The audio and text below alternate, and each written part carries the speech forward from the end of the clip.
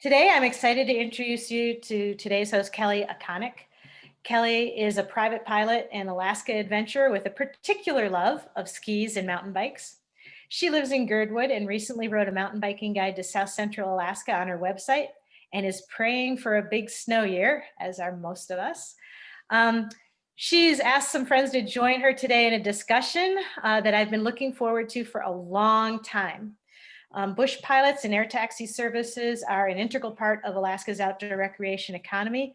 And while this is AOA's first discussion with this important industry sector, it definitely won't be our last. We're hoping this is one of the most interactive lunch and learns yet. Questions, comments, and dreams are welcome. Please feel free to use that chat box. But Kellie, I'm going to turn the Zoom floor over to you. Okay, hello everybody, and thanks for joining.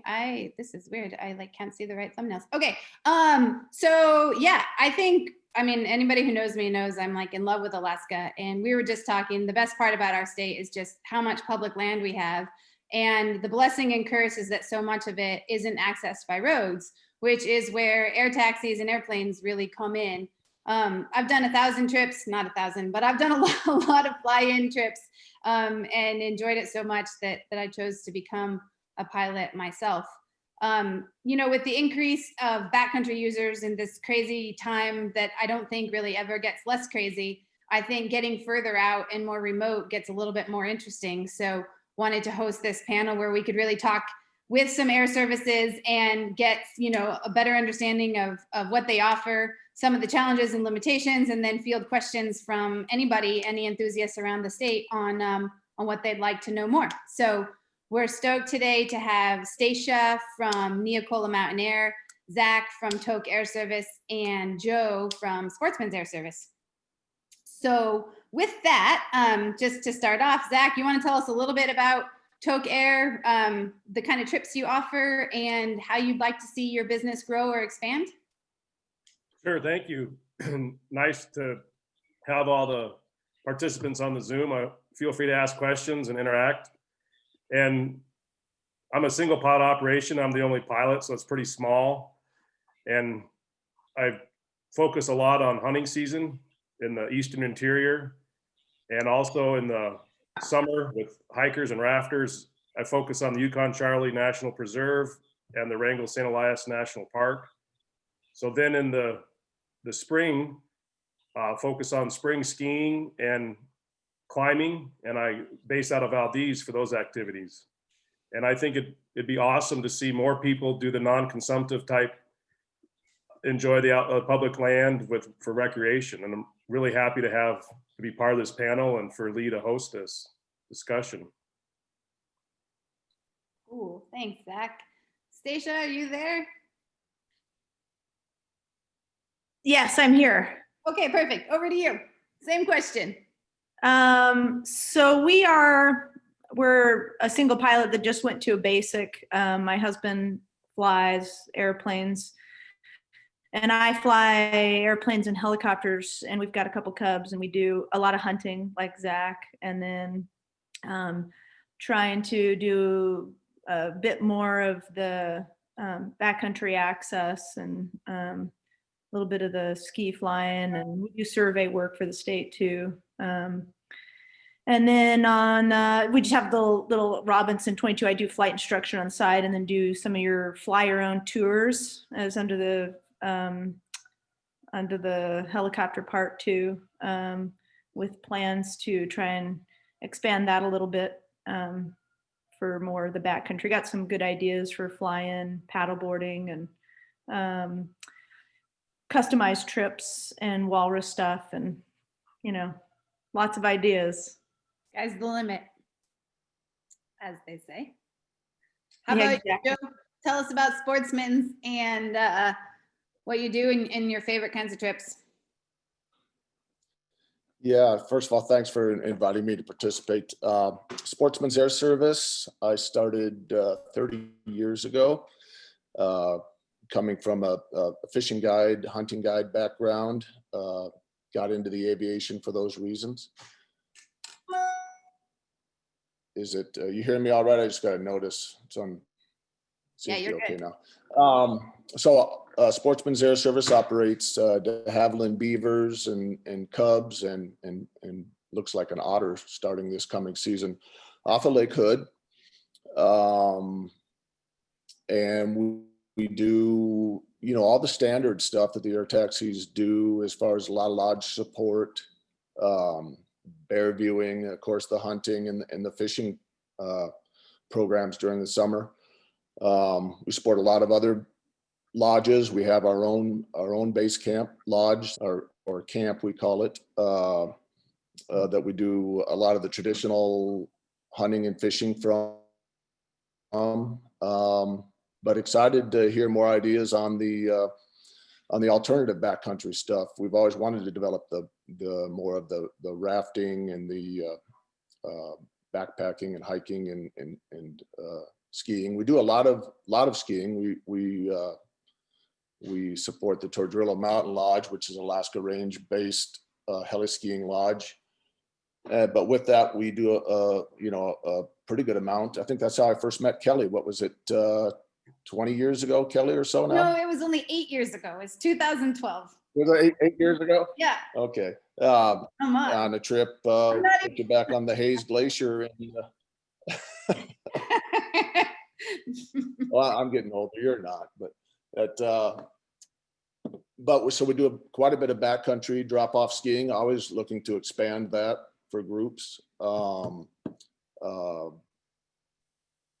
Yeah, but excited to hear any ideas on getting other participants in the backcountry doing the alternative backcountry things. So just out of curiosity, will people put in the chat what sports they're most interested in using air services for, so we kind of have an idea of the audience?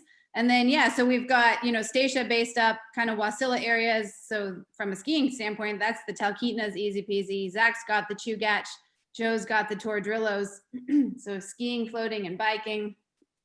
Yeah, so Joe, tell us a little bit more about how you would see the growth maybe of as Zach called it, the non-consumptives kind of in your area. So either at your lodge or other places in the Tordrillos, rafting, paddleboarding, like what do you see as some cool stuff that you wish people knew was out there?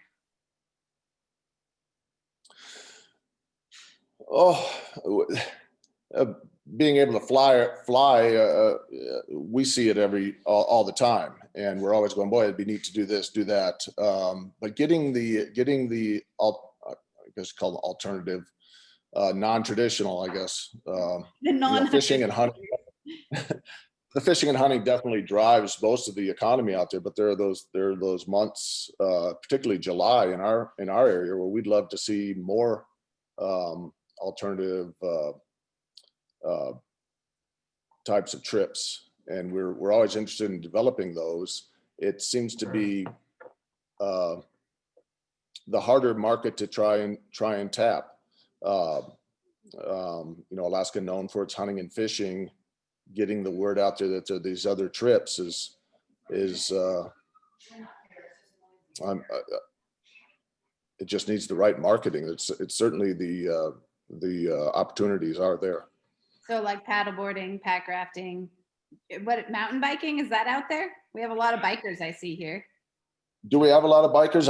I'd love to get some bikers on board. We've got out of our little camp, we've developed about a 5-mile trail. We've got a couple of e-bikes out there, and it's just, for our fishing clients to jump on and have an alternative. But at the same time, we've got a huge glacial moraine at the far end of the lake that we've always talked about putting in trails and expanding that. But I guess the tough part is we see it from the air, but I'm not a mountain biker, and I'm busy flying and don't have the time to develop that. So if there's a group of people in this organization that would like to explore some pack rafting and backcountry biking trails, I've got lots of ideas on some things that might work that way. Cool. Yeah, I think e-bikes are perfect for things like moraines and whatnot, because that terrain gets a little exhausting to pedal across. Having learned that the hard way, I would like to tell you I've learned that the hard way. Cool. So Zach, just a question for you as a single operator, or just, you know, operating generally, like, what would you like people to understand about the business? What do you wish they knew before they booked a trip, or like sensitivities that might not be totally intuitive to those who aren't running a business in this sector?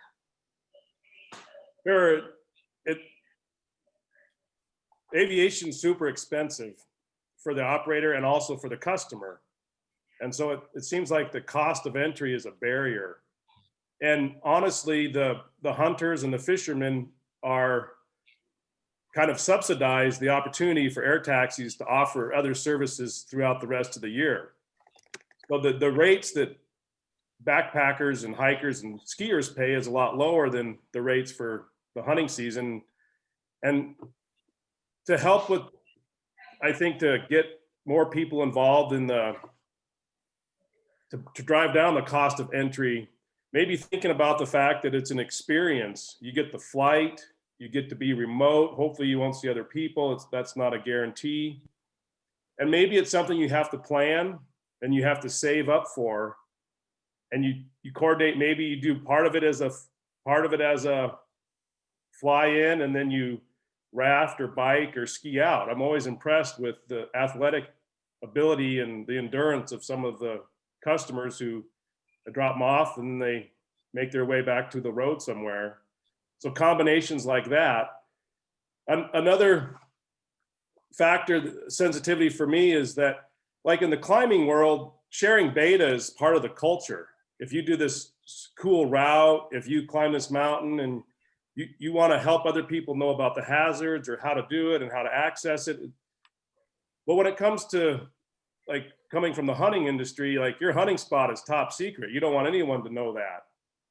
So I think it's really awesome to share your enthusiasm and to share your adventure and to build up the stoke.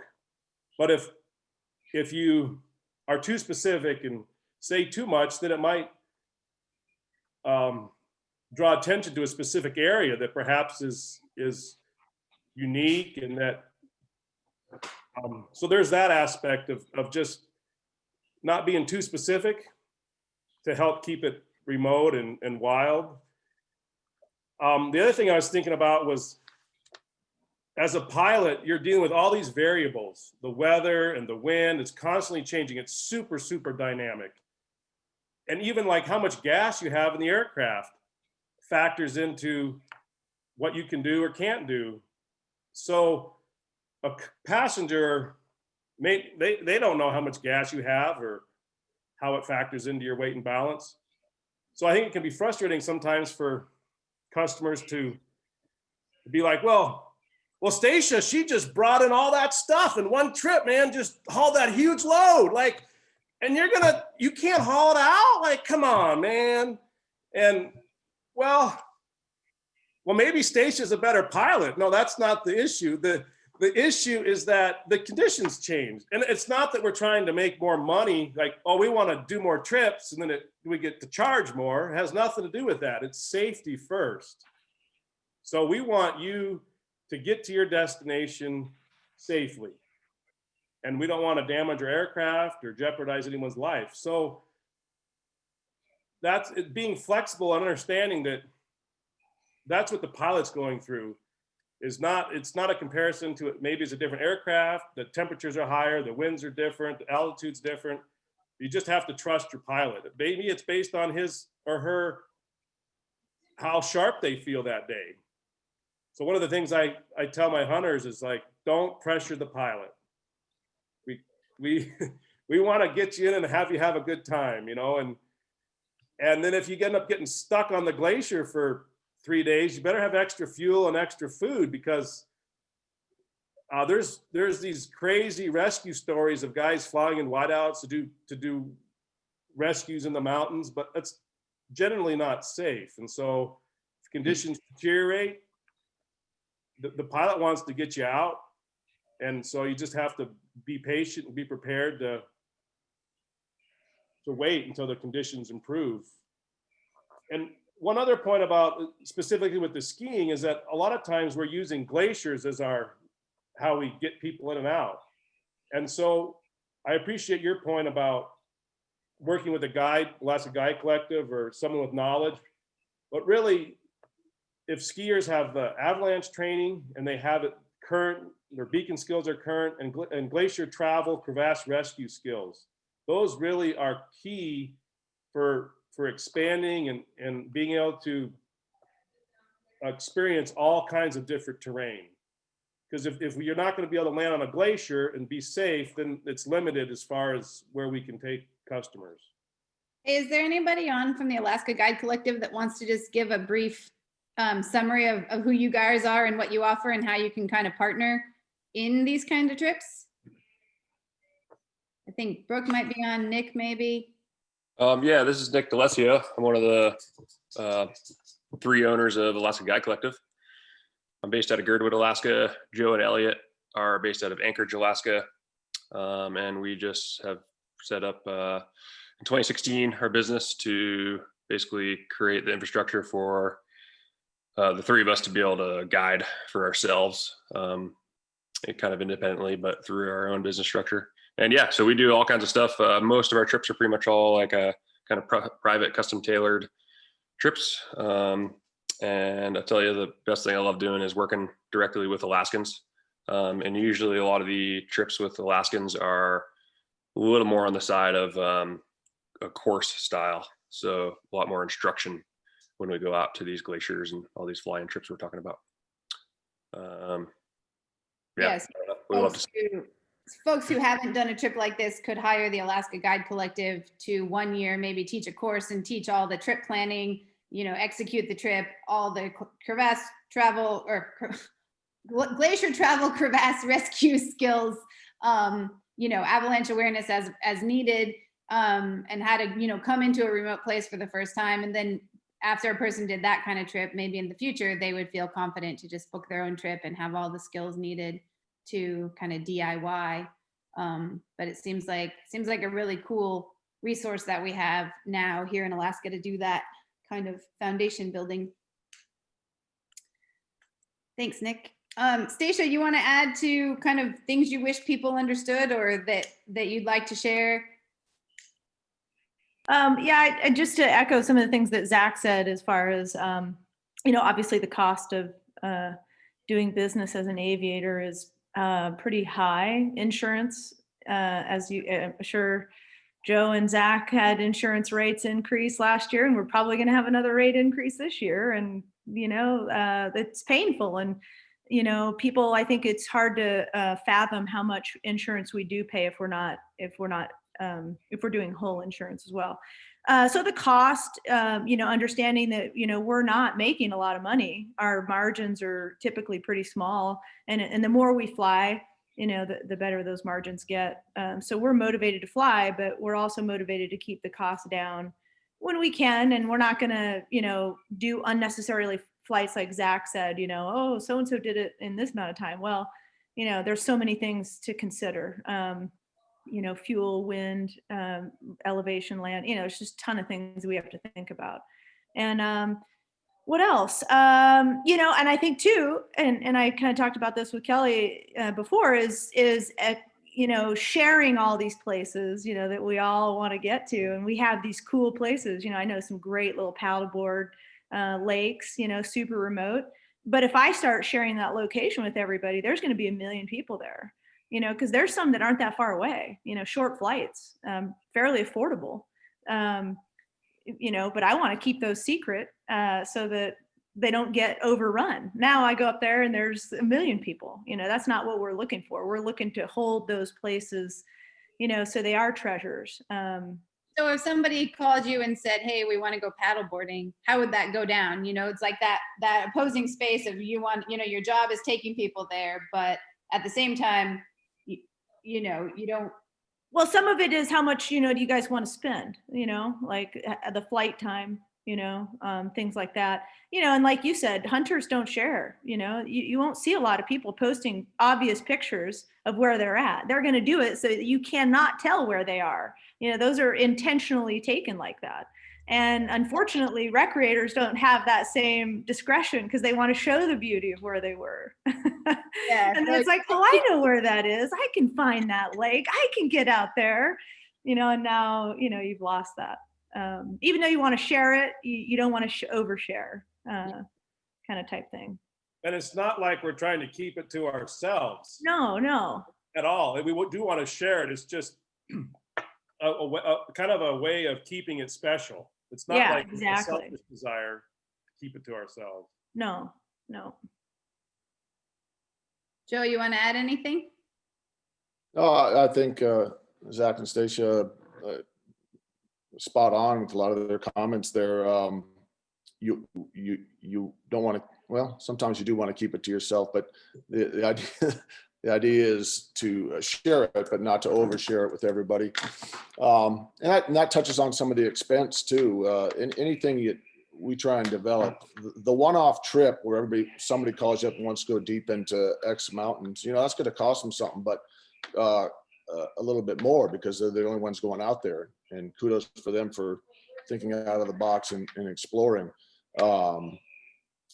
It's always more cost effective if we can repeat a trip, and rather than put 5 people or 5 groups on a lake or a river or a location at one time, if you can spread them out over 5 weeks and drop one group off when you're picking the other up and taking advantage of the backhaul and all that, that's what saves everybody money and makes things more efficient.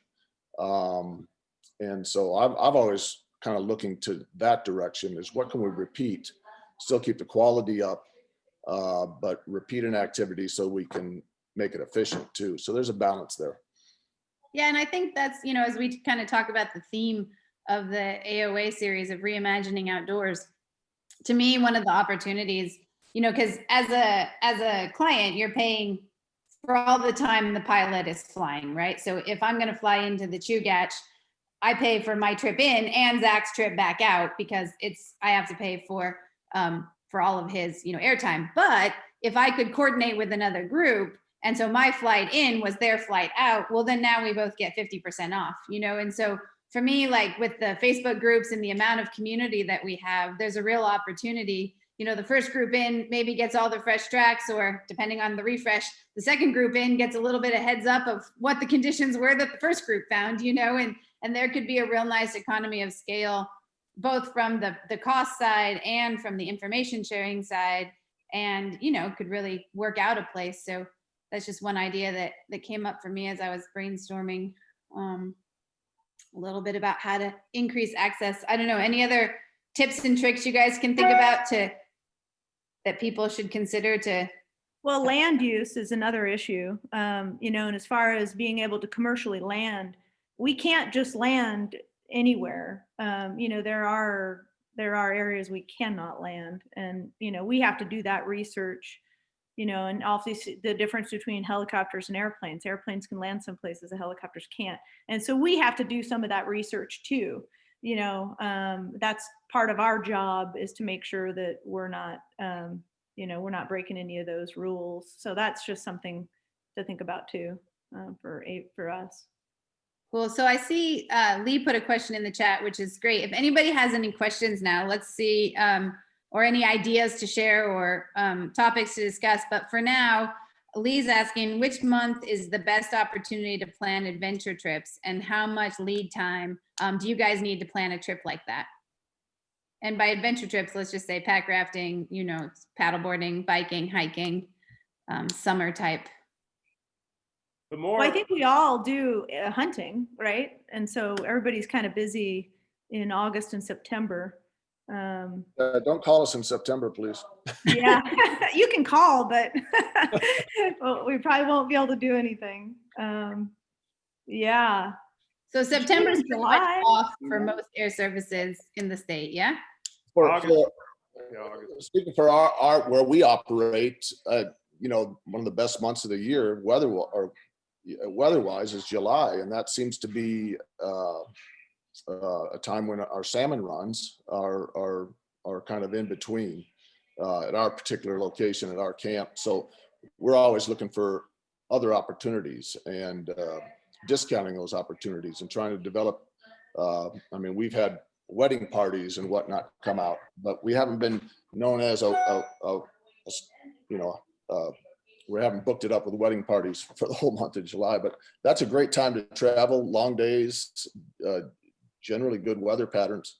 So if that's a month that we're really interested in developing and finding more opportunities that don't involve the hunting and the fishing and the traditional stuff. You guys even have internet out there, don't you? So if somebody had to work remotely, they could do it from your lodge? Absolutely can, yeah. And that's not unusual for lodges and camps anymore. More and more they have those privileges.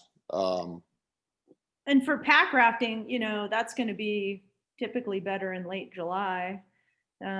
August is usually pretty good too, but we're treading in on some of that. I mean, we're hoping to do, have our other airplane up and have one just dedicated to hunting and then the other one try and do more recreation. The problem is it's financial for a lot of people. It's not cheap to even just get dropped off, for pack rafting. I mean, I know, I was like, didn't have a lot of money, but sure, like, had a lot of ambition and dreams, and if I could have afforded to do what I wanted to then, before I started flying. So, yeah, I get that too. Financially, it's really hard to put this together for a lot of people. Yeah, pack rafting's great because it's definitely an easier trip to do as a one-way. Yeah. And hike or raft out. There can be. Yeah. And I think too, like another way to offset costs is, I think somebody was saying, treat it like an experience and do a 7 or a 10 day, not a 3 day, and like, if it's $1,000 flight, but you're out for 10 days, it's only $100 a day. If you're out for a weekend, man, that gets, but you could fly in and have a 10-day trip, or you could do 1 day of heli skiing. So, it's a trade-off. And well, and I think weather is a big issue. People have, in their schedules, they say, hey, I have this 7-day window and I want to go do the 7-day trip. Well, there's no guarantees that we can get you out on day 1 and pick you up on day 7. I think that too is like, you have to build in, if you're going to do these trips and plan, and I see a lot of people asking about how far in advance that do you need to plan. Well, you need a pretty big window just in case you get weather on either side and we can't, come and get you. Yeah, but I think the question is, if I wanted to do a cool trip in August, and I know you're super busy for hunters, how far out do I have to plan? I mean, when you call Zack, it says he's booking for 2021, or is it 2022 you're booking for already? So if somebody did want to do a trip during hunting season, do they need to plan a year out, 2 years out, or how does that work? Zack, you want to take that one? For me, as a single pod operator, I just focus on hunting season. I'm not able to offer recreational activities in August and September. I've mainly done it once or twice, like some pack rafting stuff. Yeah. For planning, like for the spring skiing, I'm in Valdez, just posted up, and it's a weather game. But I tell people, if you send me a deposit, I'll guarantee, if we get the weather window, guaranteed we'll take you out. You could also just show up, but it's first come, first serve. And I tell folks, if we can't go because of weather, I'll refund your deposit. But if let's say that the weather's good, conditions are good, there's a lot of customers, the people that gave me the deposit will get out first. And people like my local friends there in Valdez, they try to build momentum and get their friends to come, because if there's more people that can go, then it lowers the cost for everybody. Mm-hmm. And so if you can get your friends to say, hey, let's just go to Valdez and we'll take 2 weeks to be available for that weather window. Because like Stacia was saying, 1 week may not be enough. So you get the weather window and I'm there, and we can get you out and then pick you up, and then maybe plan some other activities that you can do if the weather isn't good for skiing, ice climbing, or maybe you ski at Girdwood at the resort for a couple of days and the weather pops and you just all go to Valdez. So the planning can be done it's good to do it in advance, maybe even send a deposit. Let me know you're thinking about it, and then be ready to go when we get the conditions. And it's good I saw in one of your little notes for the group, a lot of times we don't know what your skills are or what you want to do. So it's more like you ask us to take you somewhere. But honestly, I'm a great resource as far as where conditions are good or where the wind effect is, or where I've heard from other people what the conditions are like, or maybe there's zones that I'm real familiar with myself, and there's other zones that I'm not as familiar with. So it's good to check with the pilot too, and kind of be open and have a conversation that way. Yeah, certainly my best trips, we just said to the pilot, this is what we want to do. This is how long we got. This is our budget. Take us somewhere. And then you show up and you're like, what exactly do you want me to ski, Paul Klaus? Anyways, sorry, flashbacks. So Zach, just to carry on chatting here, there's a question about what month do you see the biggest opportunity, or when are you the slowest and you would love to have people fill you up with ideas? Maybe it's the skaters in October that want to get up to 1,000-foot lake that's already frozen and ice skate. Maybe it's, when would you love to have enthusiasm and ideas come your way? Well, for me, it's April and May in Valdez. Yeah. That's what, because it takes a lot of cost and time and effort to get set up there. So you could charter a plane out of Anchorage and it's going to be expensive, but I'm already there with my airplane. I've already paid for that. That cost is already set. So the more customers that we can have, then it lowers the price for everybody. And there's just so much amazing terrain. And I like getting away from the helicopters and the snow machines, going to the Wrangell St. Elias Park. Oh yeah. So for me, that's one thing I'm really appreciating about this panel discussion, is the opportunity that's my focus at the moment, is April and May with the climbers and the skiers. I think that Nordic skiing, that backcountry skating, is something I want to try myself. But so maybe I'll fly somebody out and they can provide the beta. We'll have a great trip. Right. I hadn't really thought about how easy you can get to the Wrangells from Thompson Pass as well. I think it's easy to just think Chugach from there, but there's that whole corner of the Wrangells that has nobody and no helicopters. That's a really provocative. You just opened my mind. Well, it's actually not. It's in the park, but it's actually not the Wrangells. It's the Chugach, and that's the corner of the park that has the best snow conditions. That's interesting. That is interesting. Let's see here. I'm going to the. Joe, do you fly recreators in August, September? You guys got more airplanes. Or are you still strictly hunting in that time period? Yeah, I shouldn't have been. I was being a little crass there when I said don't call in September. But do call if you're planning something in September. We do have multiple aircraft, and I can tell you, no, you cannot have the 10th of September, the 15th of September from now till eternity, but because those are hunter changeout days. But the more lead time, the better. And if you got a little flexibility. The problem with September and the later you get in the year, August, September into October, it's just more unreliable for weather and everything. So typically the hunters are a little bit more diehard on stuff like that. And they're willing to wait things out in their trips, and they plan accordingly, which is something that, we kind of touched on that. If you're going into the backcountry, always plan a few extra days, because you never know what's going to happen. But for the pack rafting and any alternatives like that, bike riding, I think that the summer months, June and July, are probably more attractive for that, and you got more stable weather patterns. It's less and less in those months that you'll miss a pickup opportunity or have the weather. But so slightly different topic, but I think this is kind of a provocative one. A lot of comments in the chat about the pilot's role in making sure clients are adequately prepared. There have been a number of incidents in the Brooks Range where pilots have had to make unscheduled trips to help groups in trouble. Do pilots have any liability for people you drop off? Do you guys want to share your perspectives on what liability, if any, you carry, and or what tactics you use to sort of screen people, for lack of a better expression?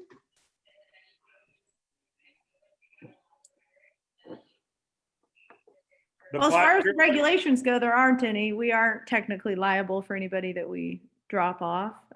But I mean, I think that there is a bit of a assumed, liability. I always check with people and ask them if they have, like Zach said, enough, supplies to go beyond what they have scheduled to go out for.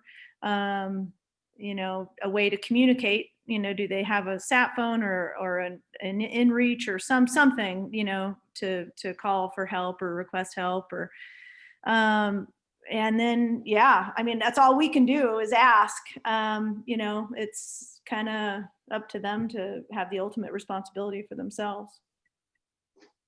I think that, Sorry, go ahead, Joe. yeah, I would say, as an air taxi operator, we're really if that's what you're signing up for, we're there to fly you from point A to point B. And I'm always careful, and you have to be about what you're selling. If I tell you, yeah, you can go raft this river, and it'll take you X number of days, and you start providing too much information, you get somewhat liable, and that's something you got to be cautious of. When a group calls you up, you kind of assume that they know what they're doing, and you ask a few questions. And when you're loading up the airplane, if they don't have the obvious gear, it raises red flags. But if you're just hiring an air taxi really to fly from A to B, and you're naming those points A to B, we're just there to transport you, and we try and do our best, but we can't be liable for your mistakes. So that's something to consider going in backwoods.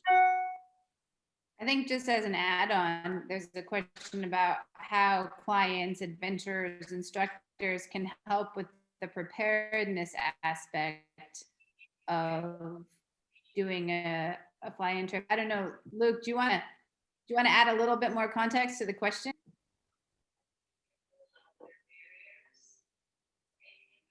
Does my audio work? Yeah, that's great. Oh, I didn't even know that was an option.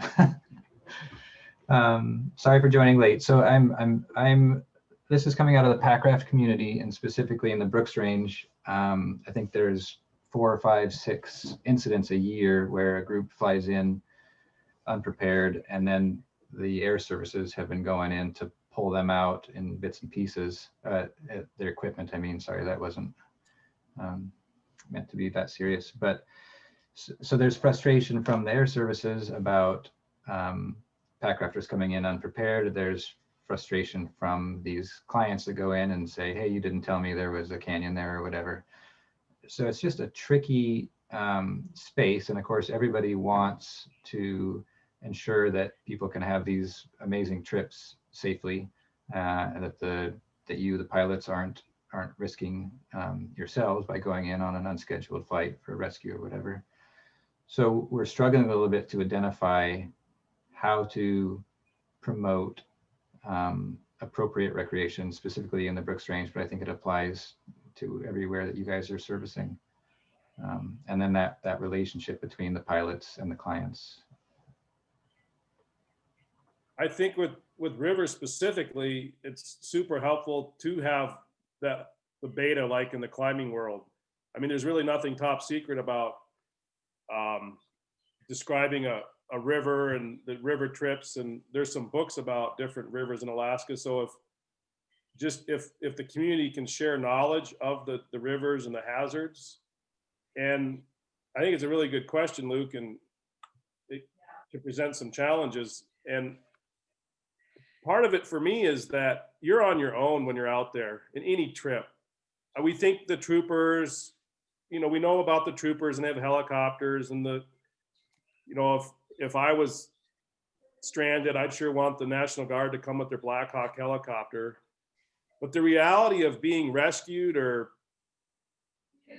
in a timely manner is the reality of that is that it's not that available. So the group has to be really prepared and to be knowledgeable on first aid and maybe some training, and have communication devices.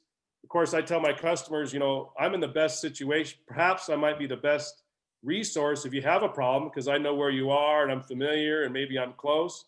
But what if I'm out flying, or what if I'm stranded? So, I mean, the air taxi, I view my role as I'm available if possible, but I'm not responsible. And of course, if someone gets hurt, I want to help them. And then the troopers may not be available. And then the guard, and then the weather's bad. So you really are on your own. And I think it just comes down to preparation and experience. And then directly for Luke's question, I think the community sharing data on hazards on, for instance, those rivers. I think one idea for rivers specifically, and maybe skiing as well, is it could be worth spending a little bit more money up front to take a less direct route to where you're going. So you could fly up the river, scope it, look for down trees, look for canyons, make sure you understand generally what the river character is doing, what the level of it is, or just kind of get context for what's going on around it, and encourage people to, I mean, obviously everybody's cost conscious, but if that's going to help you down the road, and same thing with skiing, fly the long way and look at avalanche activity or anything else to kind of get a sense of what's going on. I mean, does that resonate as something that would be helpful, perhaps? Yeah, Yeah. I mean, I always try and fly a route, like if I'm going to drop somebody off for a hike, where we pick up at another point or a river, to fly that river on the way out, if it's possible, if it's not going to add a lot to the flight, which adds obviously more money, but I think it's always a good idea, because when you see things from the air, it kind of helps you put together maybe a better route that you might take when you're doing a trip. And, like Zach and Joe said, I mean, we have a lot of knowledge about the areas that we fly in, and routes, that might be better than the one you're thinking about. But again, in the end, it's knowing and planning. I can't tell you, I fly the air ambulance up here, the helicopter air ambulance, and I can't tell you how many people we pick up because they didn't plan well. And they're not that far away. We go to Hatcher Pass, which isn't that far away, but you can get in a pickle quick up there. And all of a sudden that's not that remote, but it's really remote. So you really have to plan and think about, if you need an extraction, how do you do that? How do you call for help?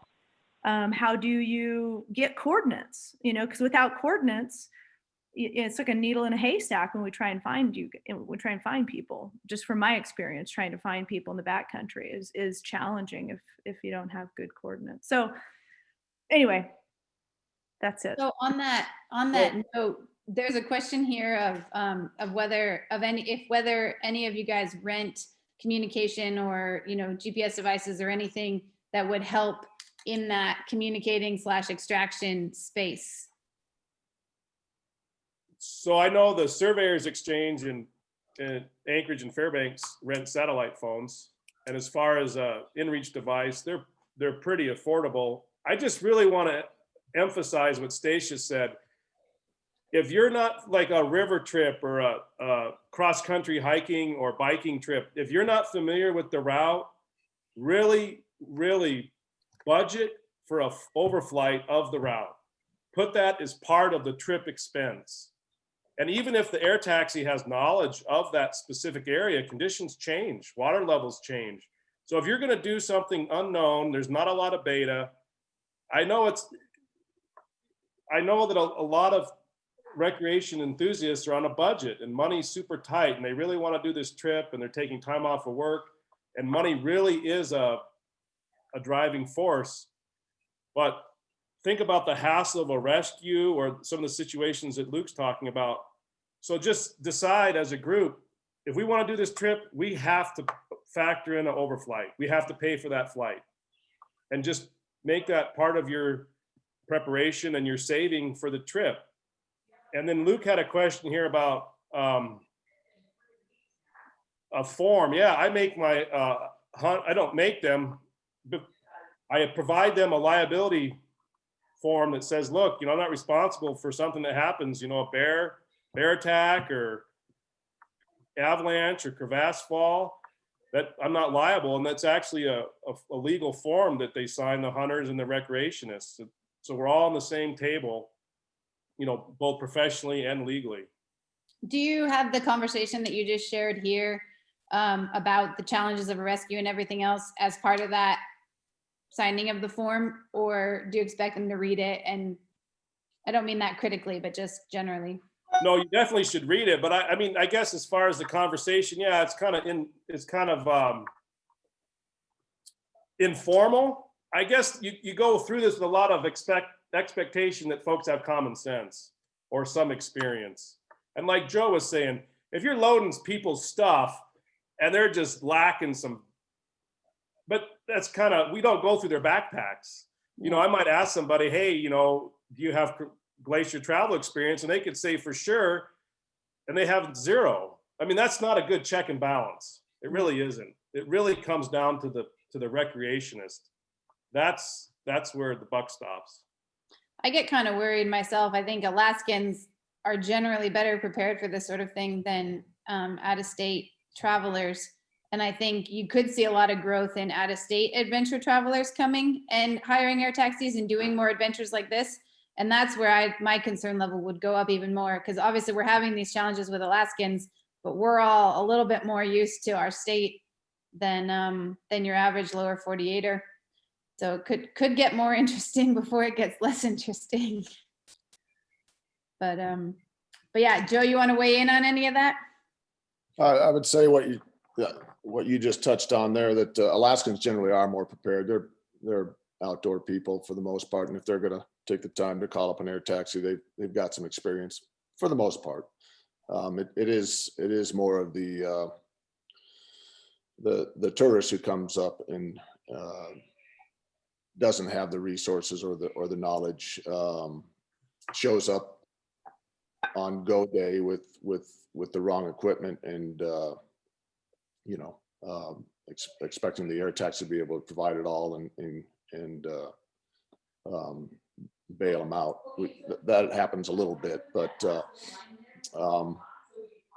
so that's the type of thing when we talk about developing something that can be repeated over and over and fleshed out by some experts or some guides, as to whether, you get a feel for whether then it becomes something you can, pass on to the general tourist or,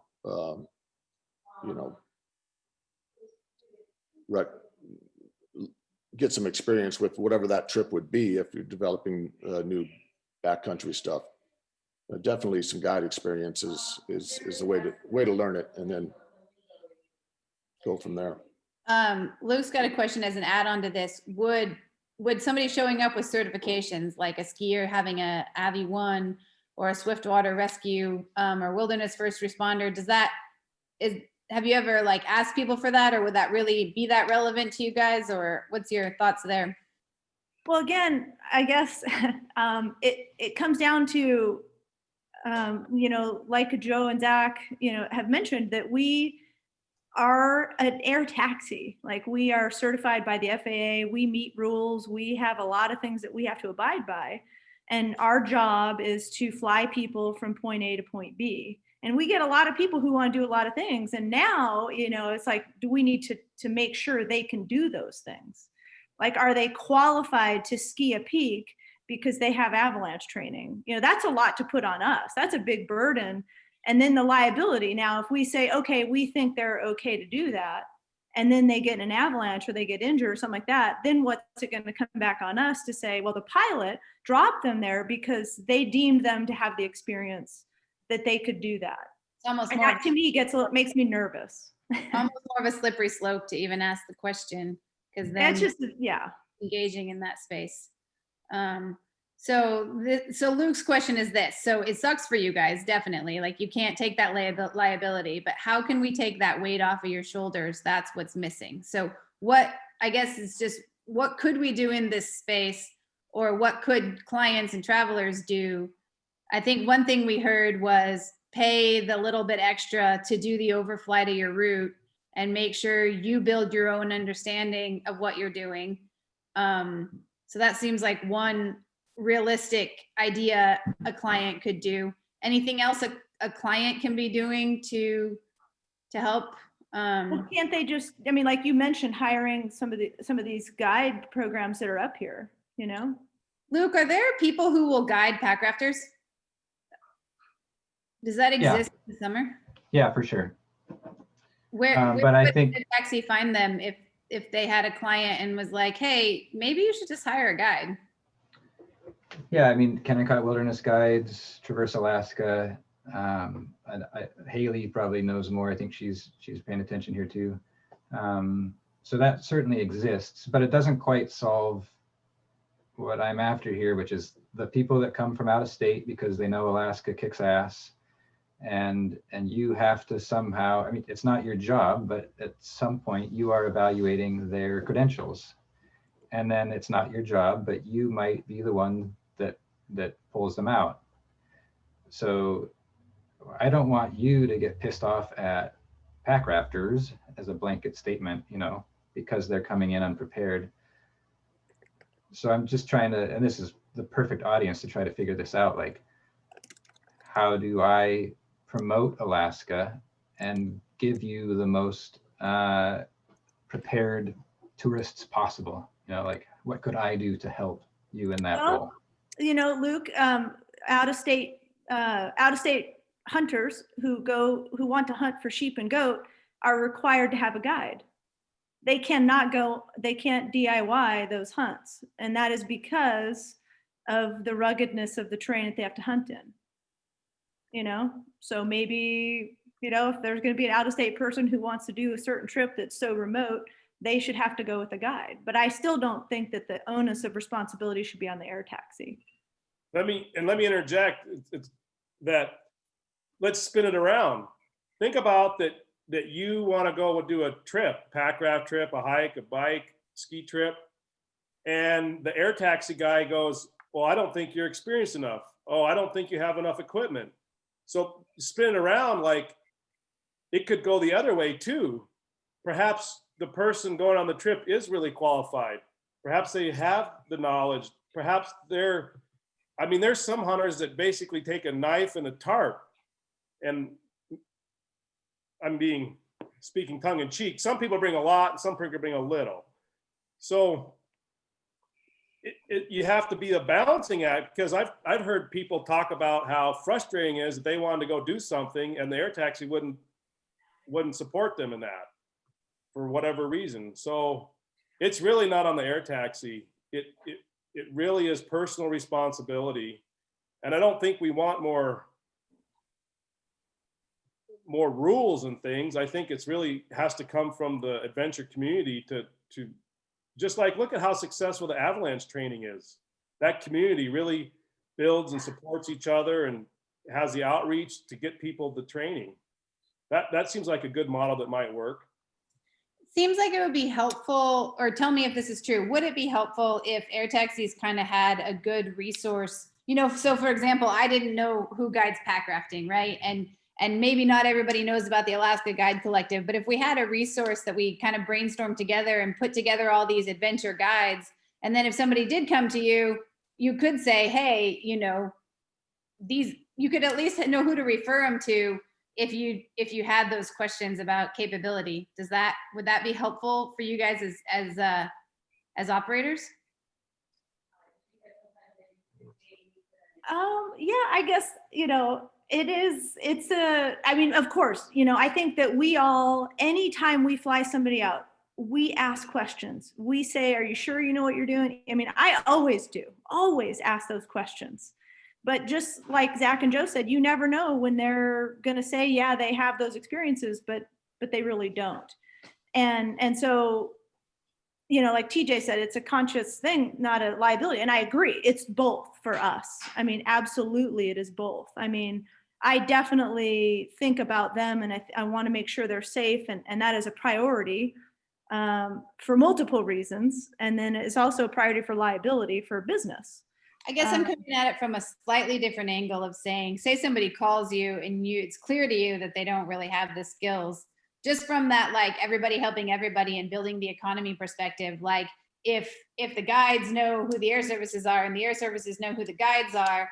Oh yeah, I'd reference them for sure. There could be some good collaboration. And that way, if somebody did call and the hair on the back of your neck was like, yeah, I'm not sure, you would still be able to secure the business by saying, hey, we should, like, why don't you call Arctic Wild and look at pack rafting guides, because you know, Oh, yeah. this might be a step further than you've done before, and that might be a good idea. Hey, did you know there's this resource? Absolutely. And I do that. And I will reference them to people if I feel like I get somebody who's not qualified or I think maybe is going to get themselves into a situation. You know, I'll say, hey, I got a buddy that did that trip, or maybe you should call this person. And they're usually very open to that help. You know, they're like, oh, that's a great idea. You know, people are typically open to wanting more information. And I definitely would do that if I felt like I had a client that was questionable on their abilities and knowledge, like without a doubt. Yeah, I think there's some good ideas, like a web page of how to be prepared. We could even like create a standard one with a bunch of the guide listings and a bunch of general stuff, and you guys could take the content and add it to your website so that people at least had that reference as they went to book. I mean, is that something that would be helpful, desirable, or is that just like not of interest? I mean, like on my website, I have a page on avalanche training and glacier travel with links to professional people that have depth of, you know, with links to the right people and resources. But that's like this one comment, that's just kind of me out of conscience, not out of liability. Not everyone will do that. It's an interesting question. And at the end of the day, you're out there in the woods on your own. I mean, really, you have to drive that point home. It's personal responsibility when you get out there. And that's why people hire guides. Yeah, I would say the more guide resources we have out there, the better. And anything you can do to educate certainly helps. I don't think we should.